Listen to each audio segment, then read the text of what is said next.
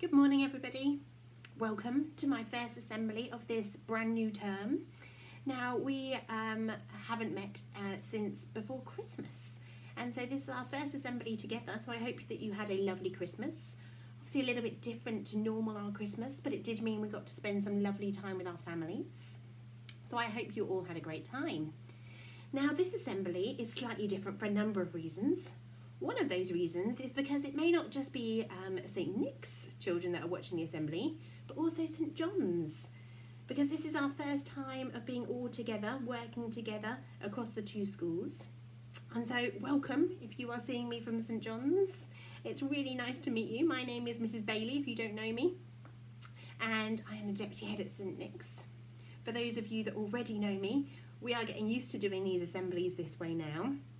But it may also be a little bit different because some of you may be watching this from home, doing your remote learning. Some of you may be in the classroom watching this.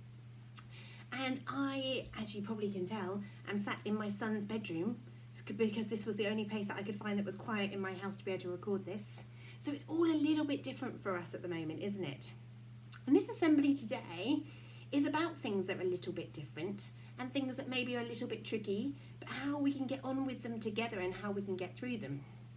Now, we know the story, the nativity story of Mary and Joseph, but after the nativity side of the story, we know that Joseph was sent a message to say that he should flee with his wife and his new baby, and he did that, and he took a journey to Egypt.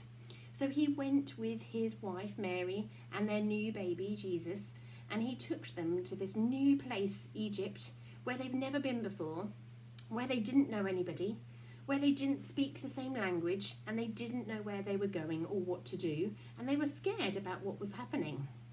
Now, can you imagine how that must feel for them? Going to somewhere where people don't understand you and you don't understand them and you can't communicate, not knowing where you're going to stay, not being able to work out where to go or which direction to go in, all the different landscape around you looking very different to what you're used to, and having a brand new baby with you at the same time. Now that is a huge challenge, isn't it? And something that they had to overcome. Now we face huge challenges at the moment, don't we? And things that we maybe need to overcome. And what's really important is how we do that together. So I'm going to read you a little story which I think is a really nice story to tell you about working together. Now this story is called The Little Forest by the Sea.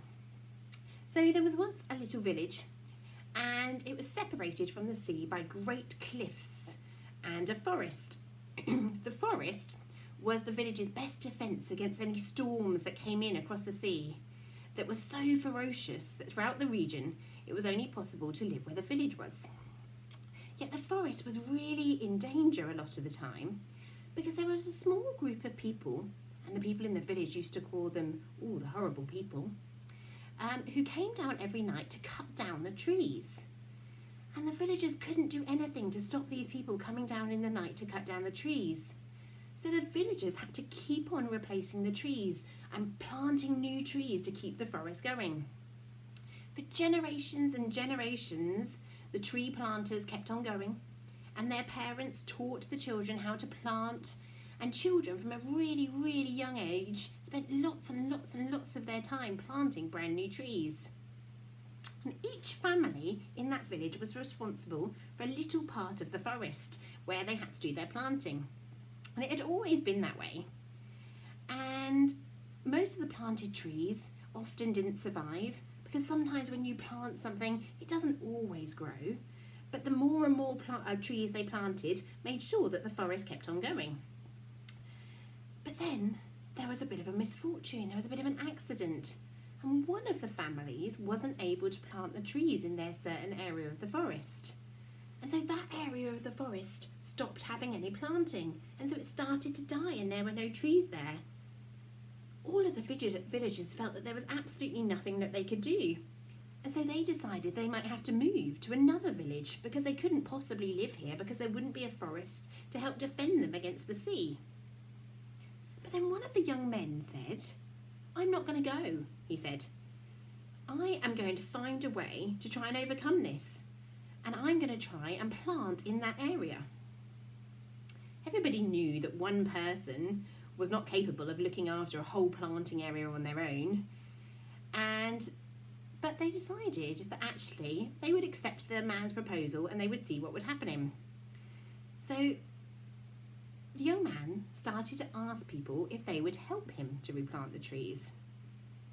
And he decided to ask lots of people from all over the village who all planted their trees in different areas of the forest. And these were different families that maybe hadn't met before. They were other people from other areas of the forest. And so the villagers said, okay, yes, I will help you. And they all started planting trees in his area. And then they realised that they had to continue planting trees in their area, but they didn't necessarily have time. So they all started having to help each other. And then they started to plant during the night as well, because they had so many trees to get planted.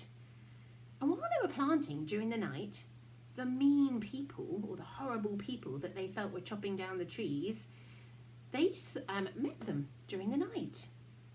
And they spoke to them, and actually they found out that these people were chopping down the trees to get wood and to get food so that they could survive, because they didn't want to come into the village because they thought it was too scary.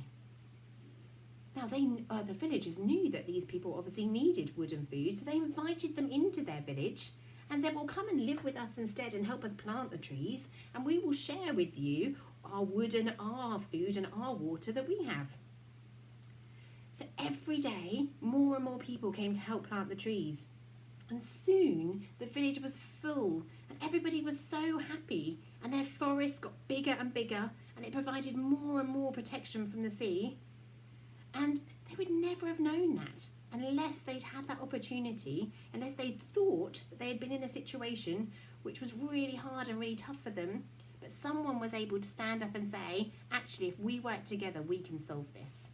And so at the end of it, all of the villagers were managing to live together. They had a wonderful forest full of trees, and that was because they all came and worked together.